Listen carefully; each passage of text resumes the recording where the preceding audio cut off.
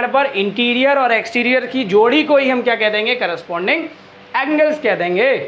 अगर हम इंटीरियर को देख रहे हैं तो उसका एक्सटीरियर होगा और एक्सटीरियर को देख रहे हैं तो उसका इंटीरियर होगा। लेकिन सेम अपन बात करने वाले हैं कि ऐसे कॉन्सेप्ट की जो आपका चैप्टर नंबर 6 और चैप्टर नंबर 7 का एक वाइड ऑफ हेल्प करने वाला है, जिसमें अपन बात करने वाले हैं इंट्रोडक्शन ऑफ एक्सरसाइज 6.2।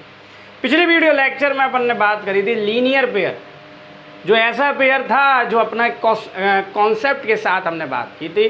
तो आज अपन बात करने वाले हैं introduction of exercise 6.2 which is important for your class, because 6 और 7 चैप्टर जब अपन करने वाले हैं तो उसमें कुछ एक्स्ट्रा क्वेश्चंस रहते हैं। उन एक्स्ट्रा क्वेश्चन की जो टुकड़ी रहती है वो यही कॉन्सेप्ट से बनती है। तो जाकर देखना, कॉन्सेप्ट पूरा तरीके से देखना, क्योंकि वो जो एक्स्ट्रा क्वेश्चन बनने हैं वो यहीं से बनने हैं। तो देखते हैं बेटा, इंट्रोडक्शन ऑफ 6.2 में पहला हमारा कॉन्सेप्ट आता है पैरेलल लाइंस। छोटी डेफिनेशन पढ़ के आए थे, वहीं से छोटी सी बात करेंगे कि the lines which never intersect,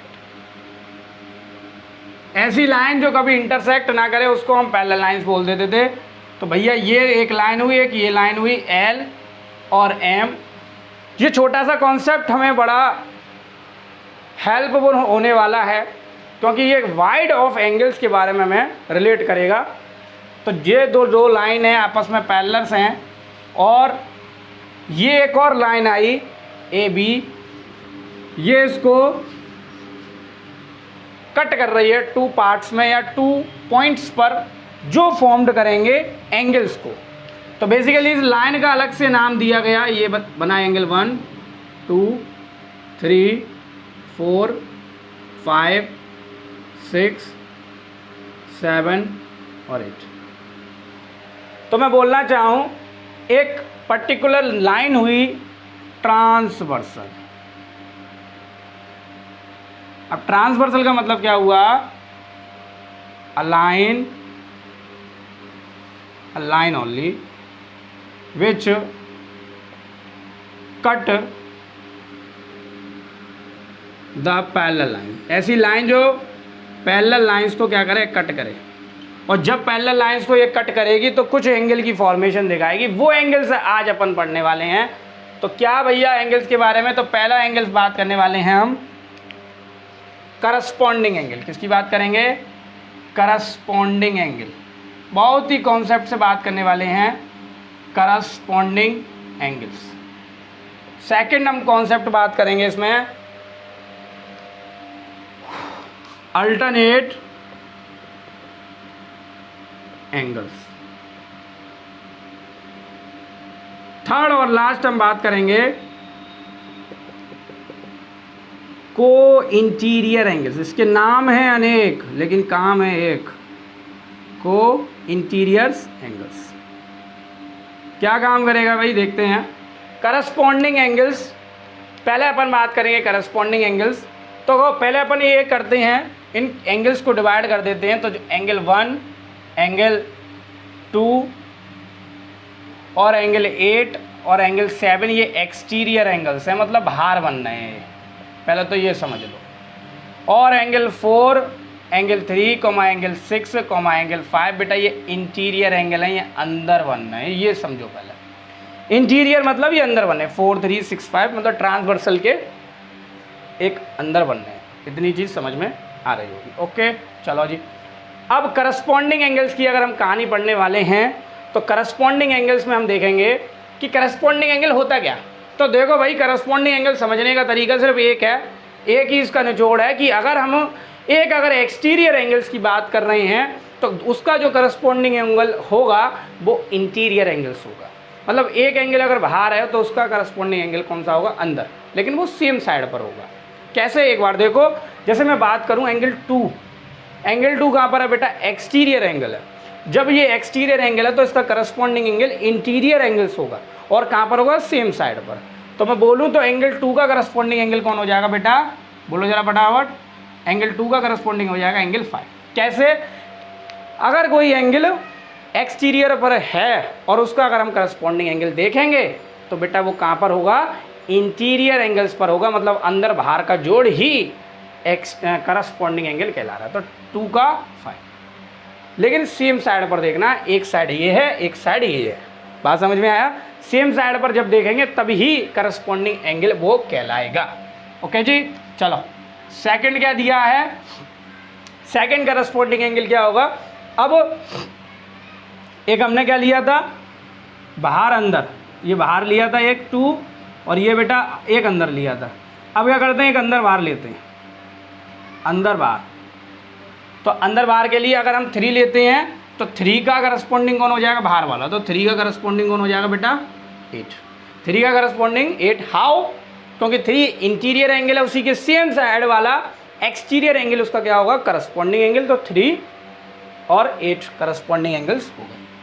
third की बात करें तो करस्पॉन्डिंग एंगल्स और कौन से होंगे, तो ध्यान से समझो, करस्पॉन्डिंग एंगल्स और कौन होंगे, 1 और 6 होंगे बेटा। कौन होंगे, 1 और 6 होंगे। इसी की तरह, क्योंकि 1 एक्सटीरियर एंगल है और 6 कहाँ है, इंटीरियर एंगल्स पर।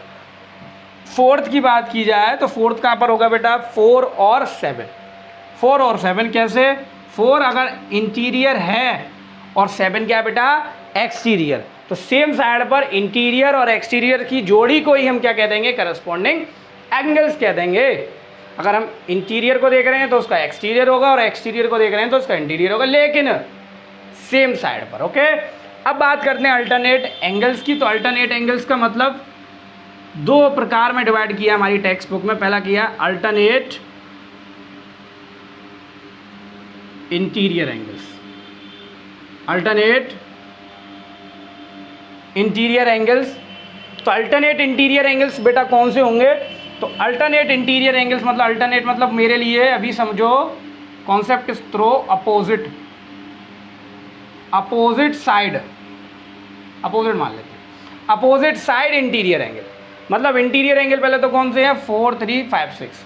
तो अपोजिट साइड वाले जो एंगल कहलाएंगे वो क्या कहलाएंगे बेटा, इंटीरियर वाले अगर देखे जाएंगे तो अल्टरनेट इंटीरियर एंगल देखेंगे। इसकी ट्रिक भी है, 2 सेकंड के लिए पहले ऐसा समझो। अल्टरनेट मतलब अपोजिट, इंटीरियर मतलब बाहर अंदर वाले। तो अपोजिट इंटीरियर वाले मतलब, अपोजिट का मतलब अगर हम ये वाली साइड देख रहे हैं तो इसका अपोजिट ये वाला होगा। तो 4 का बेटा अपोजिट कौन हो जाएगा, 5 हो जाएगा। क्यों, क्योंकि 4 इंटीरियर है और 5 भी इंटीरियर है। ओके जी, तो 4 एंड 5 ये पहला पेयर हो गया। सेकंड पेयर देखना चाहे तो सेकंड पेयर बेटा कौन सा हो जाएगा, 3 और 6। क्यों, क्योंकि ये कैसे हैं बेटा, अल्टरनेट हैं, अपोजिट हैं और इंटीरियर भी है। बात समझ में आया, कोई दिक्कत नहीं होने वाली। अब इसको ट्रिक के तौर पर भी देखें तो इसको बोलते हैं बेटा अल्टरनेट इंटीरियर एंगल, ए आइए। और इसकी ट्रिक पे देखें तो जेड वाले एंगल कहलाते हैं। क्या कहलाते हैं, जेड वाले एंगल। जेड के कॉर्नर पर जो एंगल्स बनेंगे वो आपस में अल्टरनेट इंटीरियर एंगल्स होंगे। तो ये बना आपका जेड, ये गया। तो ये 1, 4 और 5 भी अल्टरनेट इंटीरियर एंगल्स होंगे। और ऐसा अगर उल्टा जेड बनाया कुछ इस प्रकार, तो ये वाले भी क्या होंगे बेटा, 3 और 6 भी क्या होंगे, अल्टरनेट इंटीरियर एंगल्स होंगे। तो जेड की फॉर्मेशन जो देंगे वो अल्टरनेट इंटीरियर एंगल्स की फॉर्मेशन। दूसरा पार्ट इसका है अल्टरनेट एक्सटीरियर एंगल। बेटा क्या है, अल्टरनेट एक्सटीरियर एंगल। तो अल्टरनेट एक्सटीरियर का बेटा क्या हो गया, मतलब एक्सटीरियर का मतलब बाहर, और अल्टरनेट का मतलब अपोजिट। तो देखना जाएं तो अपोजिट एक्सटीरियर वाले एंगल, अपोजिट एक्सटीरियर वाले एंगल, तो 1 का अपोजिट बेटा एक्सटीरियर में देखा जाए तो 8 है। तो 1 एंड 8। और दूसरा देखा जाए तो 2 एंड 7। तो 2 पेयर हमें मिल गए किसके, अल्टरनेट एक्सटीरियर एंगल्स के। बात समझ में आया। अब बात आती है को इंटीरियर एंगल्स की। इसका बुक में नाम दिया हुआ होगा, बुक में नाम दिया है शायद सेम साइड ऑफ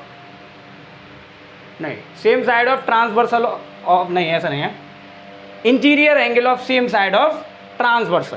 ठीक है ना, interior angle of same side of transversal, ये नाम दिया। दूसरा नाम दिया है इसका कंजुगेटिव एंगल्स। क्या दिया बेटा, कंजुगेटिव एंगल्स। लेकिन अपन को इंटीरियर एंगल्स के नाम से भी इसको जान सकते हैं। तो अगर कहीं लिखा है इंटीरियर एंगल सेम साइड वाले ट्रांसवर्सल तो उसको ही कहलाएंगे। को इंटीरियर मतलब को माने क्या होता है, कंजुगेटिव मतलब का मतलब क्या होता है बेटा, कंजुगेटिव का मतलब होता है लगातार। क्या देख के आए थे अपन, लगातार देख के आए थे। तो जैसे देख के आए थे ना कंजुगेटिव नंबर्स, क्या देख के आए थे, कंजुगेटिव नंबर्स। तो कंजुगेटिव नंबर देखें तो x का कंजुगेटिव है, ये x है, तो x का कंजुगेटिव बेटा कौन हो जाएगा, x+1 हो जाएगा। ओके ना, तो कंजुगेटिव का मतलब x-1 भी हो जाएगा, ऐसा नहीं है x+1 ही होगा, x-1। इवन नंबर में देखे जाए तो x का कौन हो जाएगा, x+2 हो जाएगा, इधर x-2 हो जाएगा। तो कंजुगेटिव का नंबर कर का मतलब क्या होता था बेटा, लगातार। लेकिन यहाँ को इंटीरियर या कंजुगेटिव एंगल्स का मतलब है लगातार आने वाले एंगल। कौन से लगातार, इंटीरियर। तो इंटीरियर मतलब 3 और 5, 3 एंड 5 जो कहलाएंगे बेटा को इंटीरियर एंगल्स कहलाएंगे। ठीक है जी। सेकंड 4 और 6, 4 एंड 6 जो कहलाएंगे को इंटीरियर एंगल कहलाएंगे, क्योंकि को माने कंजुगेटिव हो जाएगा, कंजुगेटिव मतलब लगातार, इंटीरियर माने अंदर वाले एंगल्स को मैं क्या कह दूंगा बेटा, को इंटीरियर एंगल्स कह दूंगा।